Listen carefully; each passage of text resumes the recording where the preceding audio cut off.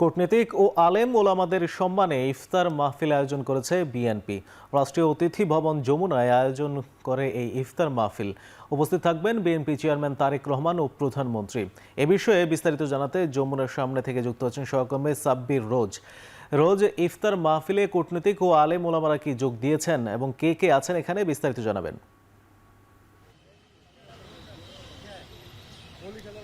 সাজিদ, আজ মূলত বিএনপির যে ইফতার মাহফিলের বিষয়টি, সেটিতে শুধুমাত্র অংশ নেবেন বাংলাদেশে বিশ্বের বিভিন্ন দেশের যে কূটনীতিকরা রয়েছেন তাদের সম্মানে মূলত আজকে, এবং আলেম ওলামাদের সম্মানে কালকে। তো মূলত এই 2 দিনের ইফতার কর্মসূচির আয়োজন করা হয়েছে বিএনপির পক্ষ থেকে, এবং এতে অংশ নেবেন বা উপস্থিত থাকবেন মাননীয় প্রধানমন্ত্রী তারেক রহমান। এবং আমরা দেখেছি কিছুক্ষণ আগে থেকেই এই যে বিভিন্ন দেশের বাংলাদেশ মিশনে থাকা কূটনীতিক সহ যে প্রতিনিধিরা রয়েছে তারা আসতে শুরু করেছেন, এবং আর কিছুক্ষণের মধ্যেই এই রাষ্ট্রীয় অতিথি ভবন যমুনায় এসে উপস্থিত হবেন বিএনপি চেয়ারম্যান ও বর্তমান প্রধানমন্ত্রী তারেক রহমান।